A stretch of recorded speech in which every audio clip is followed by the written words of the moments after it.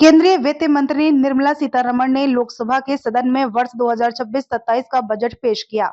इस बजट को देखने सुनने की व्यवस्था जिला भाजपा कार्यालय में की गई थी, जहां बड़ी संख्या में भाजपा पदाधिकारी और कार्यकर्ताओं ने केंद्रीय मंत्री द्वारा पेश किए जा रहे बजट को समझा। इस दौरान छत्तीसगढ़ प्रदेश के कृषि मंत्री रामविचार नेताम भी उपस्थित रहे। केंद्रीय बजट को लेकर कृषि मंत्री रामविचार नेताम ने कहा कि यह बजट ऐतिहासिक बजट है। यह देश की आर्थिक स्थिति को मजबूत करने वाला बजट है। उन्होंने कहा कि इस बजट से युवा, बेरोजगार, उद्योग, कृषि, महिला सबका ध्यान रखा गया है। यह बजट विकसित भारत बनाने का बजट है, जो 2047 के विकसित भारत को साकार करेगा। आज के केंद्रीय बजट देखिए, एक आज जो देश का बजट प्रस्तुत किया गया है, यह बजट ऐतिहासिक बजट है और इसलिए भी ऐतिहासिक है कि देश ही नहीं बल्कि दुनिया के सबसे लोकप्रिय नेता और सबसे मजबूत नेता आदरणीय प्रधानमंत्री नरेंद्र मोदी जी के नेतृत्व में हमारे कार्यकाल का तीसरा जो कार्यकाल है और इसका हमारा बजट जो है हमें प्रस्तुत जो किया गया है और इस बजट के माध्यम से देश को कैसे 2047 में विकसित भारत की श्रेणी में हम ला सकें, देश की आर्थिक स्थिति को हम आज चौथे पायदान में हैं तो हम आगे चल करके कैसे तीसरे तक हम आ सके और इसके माध्यम से ग्राम से लेकर के शहर और हर तबका, हर युवा हो, बेरोजगार हो और माता बहनें हो या इंडस्ट्री का सेक्टर हो, कृषि का सेक्टर हो या हमारा जो बहुत सारे सांस्कृतिक जो विरासत है उन क्षेत्रों को भी ध्यान में रखते हुए यह बजट जो है प्रस्तुत किया गया है।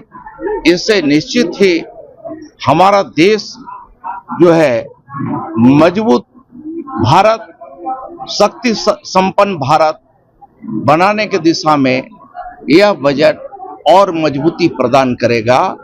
विकसित भारत बनाने में यह बजट और भी हमें मजबूत करने वाला है और इसलिए मैं समझता हूं कि हर वर्ग का, हर तबके का, हर क्षेत्रों का इसमें ध्यान में रखते हुए हमारे देश के यशस्वी हमारे वित्त मंत्री श्रीमती निर्मला सीतारमण जी के द्वारा यह बजट प्रस्तुत किया गया है, जो हम सब स्वागत करते हैं, अभिनंदन करते हैं माननीय प्रधानमंत्री जी का, माननीय हमारे वित्त मंत्री।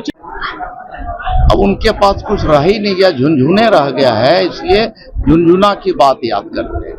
मंत्री जी, धान खरीदी पूर्ण हो चुका है और यहाँ सबसे ज्यादा अवैध धान पकड़ा है राज्य में, क्या कहें? देखिए, हम लोग इसीलिए तो सख्ती किए थे कि कहीं भी हम इस बार अवैध रूप से धान हम यहाँ संग्रहण केंद्र तक पहुंचने नहीं देंगे। उससे क्या होता है कि हमारे प्रदेश का बजट भी प्रभावित होता है और हमारे यहाँ जो असली जो किसान है उनको भी एक तरह से तकलीफ, हतोत्साहित उनको भी होना पड़ता है और इसलिए हम लोग कोचियों को इस बार जो है रोका है। कांग्रेस ने जिस प्रकार से कोचिया को बढ़ावा दिया, यहाँ गलत कामों को अड्डा बनाया, उसको अब हम धीरे धीरे सख्ती करते हुए हम उसे रोकने का काम कर रहे हैं, जिससे कि यहाँ कम से कम किसानों के हित में हमारी सरकार काम कर सके। किसानों का जो उपज है उसका सही मूल्य किसानों तक पहुंचे, इस दिशा में हमारी सरकार काम कर रही है। ठीक है।